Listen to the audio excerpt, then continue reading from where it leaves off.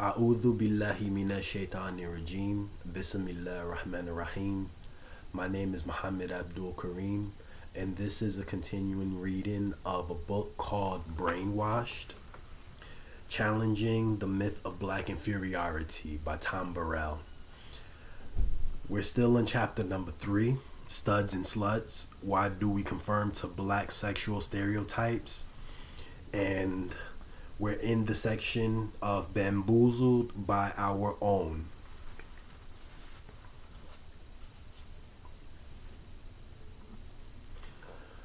Through the hypersexual images of black men and women were created centuries ago, studies have shown that once images are established, they change very slowly, if at all.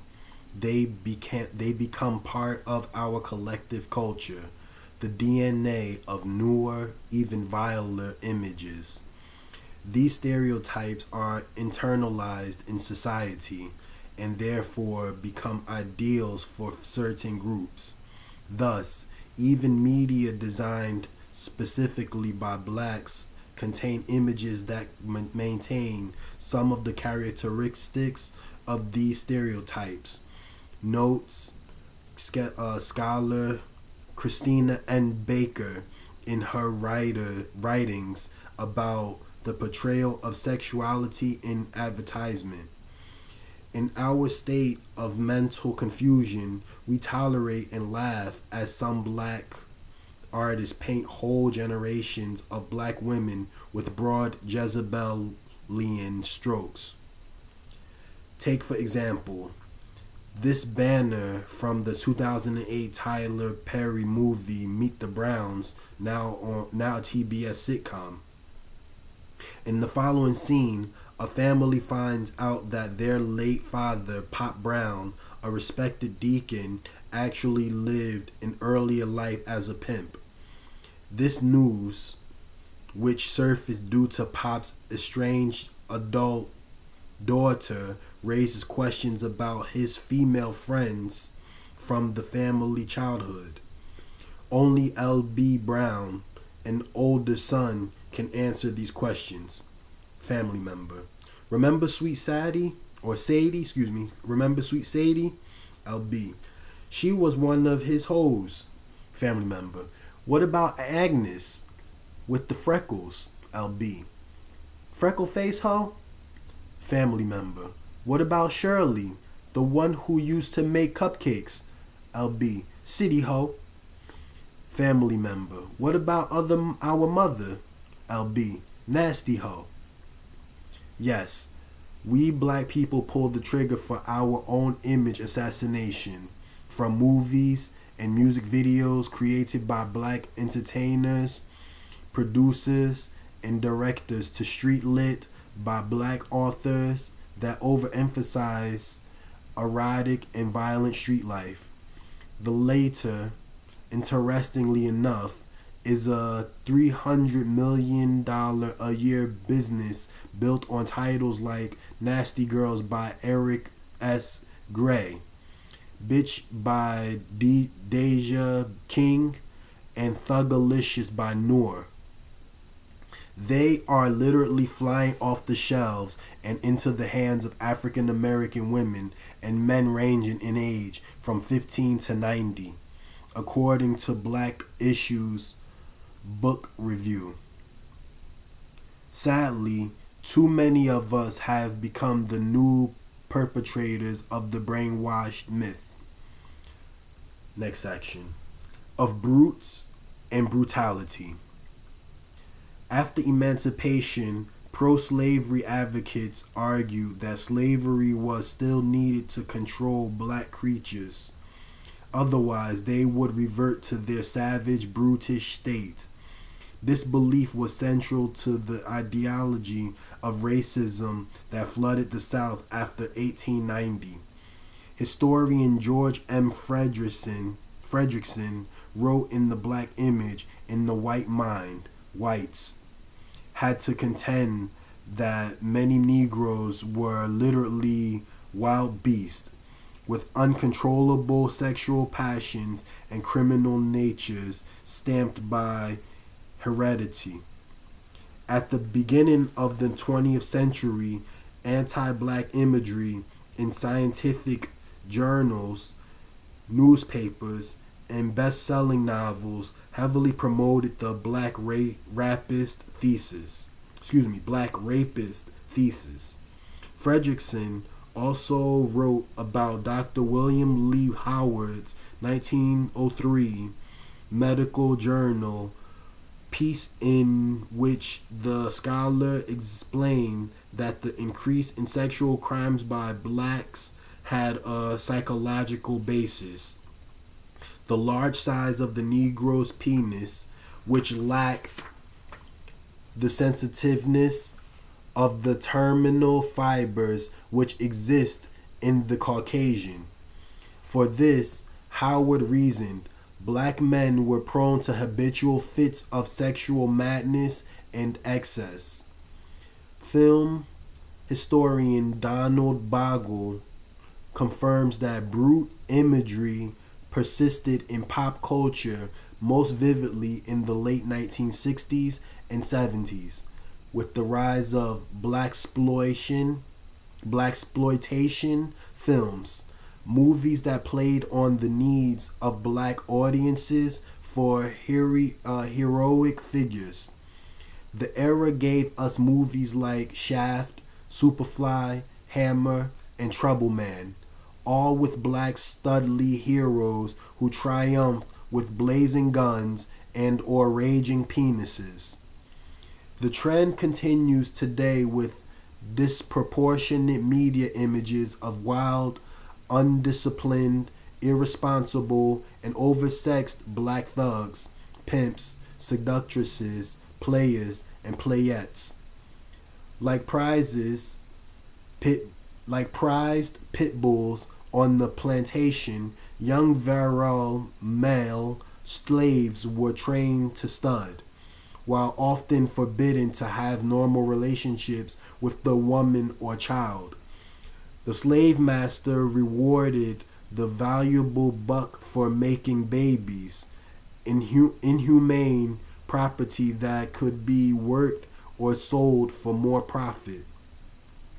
Fast forward for centuries, and we see the effect of this phenomena in the disproportionate media images of wild, undisciplined, irresponsible, and oversexed black thugs, pimps, seductresses, players, and playettes. Through Hollywood, movies, and rap videos, we see black men with no meaningful relationships who still place unnatural value on their sex organs and their abilities to stud the black Jezebel. Next section. Stay on the scene like a sex machine. During slavery, black men were encouraged to see themselves as licentious heathens, subhuman, simian sex machines, and natural-born breeders with no emotional attachments. Today, our dilemma is an existential crisis that collectively we've been unable to resolve. How can a black male be a man in America? If we reflect honestly, we'll concede that our perpetual quest for the next conquest, the next need for instant sexual gratification, stems from a deeper personal crisis. The compulsive need to scratch an itch that will not go away. When you are in a room with white men who think they are better than you, assume they have more money than you, certainly have more advantages than you, a black man can look at him and know, yeah, all that might be true, but I can fuck your woman, and I could take her from you. It is a weapon in male racial warfare. Our sexuality trumps yours. James. Even today, the media manipulators, black and white, keep us fully duped, focusing on the head between our legs and discouraging us from using our thinking head. Next section. Shake your moneymaker.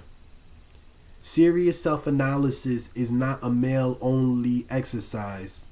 Black women must also expose the demons that allow them to tolerate and reinforce the Jezebel image. Perhaps the Jezebel persona would be rejected quicker if more women scrutinized that destructive and demeaning role and incarnations from a historical perspective. She was the negress or negress that German botanist and physician Johann David Schroff described during his travels to the colonies in the early 1780s, who was honored to bring a mulatto into the world. The black woman in 1915 was Lydia Brown, the promiscuous mulatto mistress in the racist film The Birth of a Nation, who used her feminine wiles to seduce powerful, well-meaning white men. Later, during the blaxploitation period, Jezebel was reincarnated as the militant, more independent, but still foxy and hypersexualized woman who bared her butt and breast while solving mysteries and fighting for justice. On television, sitcoms like Friends, where black men were rarities, both Joey, Matt LeBlanc, and Ross, David Schwimmer, who and when the affection of Charlie, Aisha Tyler, a black paleontologist, ironically, in one episode of Friends, Phoebe Buffet, Lisa Kudrow, confesses a sexual attraction to a black man. In fact, when her pal Rachel Green, Jennifer Aniston, is in search of an unattached sexual encounter, Phoebe arrives at her apartment offering to share her lover. The fact that the lover was really just a man-sized cardboard cutout was funny. The character, however, was revealing the life-size cutout was boxer Evander Holyfield, a brute. Next section. Blood-sucking sluts and studs. The sluts and studs theme was written into the plot of True Blood, the hit HBO series about vampires and humans coexisting in a small Louisiana town. Pretty and witty Tara Thornton, Rutina Wesley, has trouble keeping a steady job. Stereotypically angry, sassy, and confrontational, she is known for her sharp tongue. She has an unrequited crush on Jason Stackhouse, Ryan Quanten, the sculpted, white, not too bright town gigolo. After fast talking her way into a bartending job at the bar Merlates, Tara propositions the white boss, Sam Merlat. What starts out as a night of no strings attached, legs up in the air, hot sex turns into an in the back office and wherever else series of graphic just because encounters. Of course, in a town where vampires and humans mingle, one would expect some pathological behavior. But Tara, who's ironically named after the slave plantation in Margaret Mitchell's 1936 novel Gone with the Wind, and the other major black characters in True Blood, are largely early American black stereotypes. For example, actor Nelson Ellis plays Tara's cousin, Lafayette Reynolds. He is not only Merlot's short order cook, but also the town's resident drug dealer, violent prostitute, and three snaps, oh so gay, with white man chasing host of his own homosexual pay-per-view website. Then there's Tara's mother, Letty Mae Thornton, Adina Porter, former child abuser, habitual mean drunk, and Jesus freak convinced she's possessed by a demon.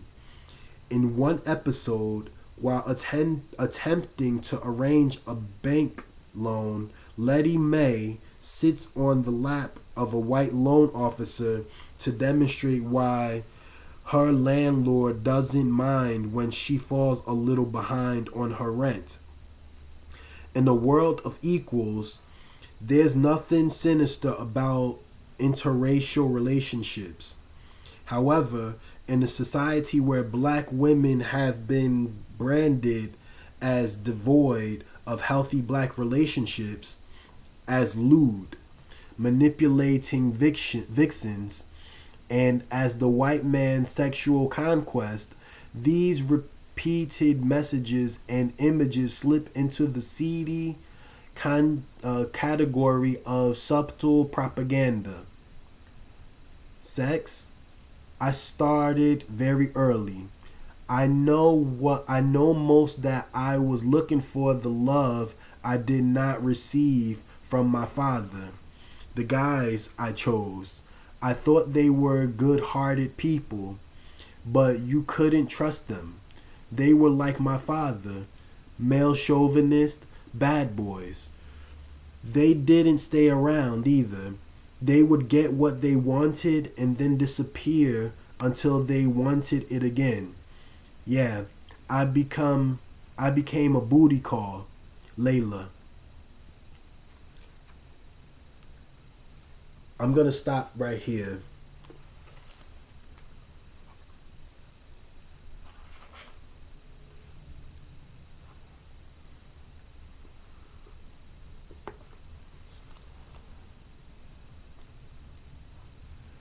سبحانك اللهم وبحمدك أشهد أن لا إله إلا أنت أستغفرك وأتوب إليك.